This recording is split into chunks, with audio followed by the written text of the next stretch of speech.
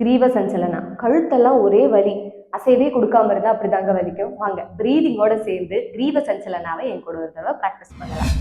வணக்கம், நான் டாக்டர் சமிதா சதீஷ் பாபு. முதல் practice up and down moment.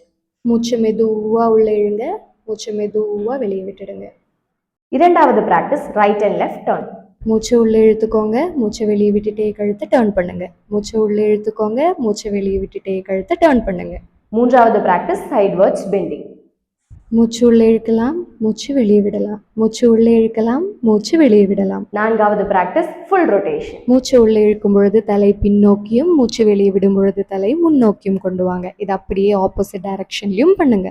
இதுல ஒவ்வொரு ப்ராக்டிஸையுமே 5ல இருந்து 10 முறையாவது தினமும் பண்ணிட்டு வரும்பொழுது நல்ல ஒரு பிரீதிங் ப்ராக்டிஸ் கிடைக்கிறது மட்டும் இல்லாம உங்க நெக் அண்ட் ஷோல்டர் பெயினும் ரெடியூஸ் ஆகும்.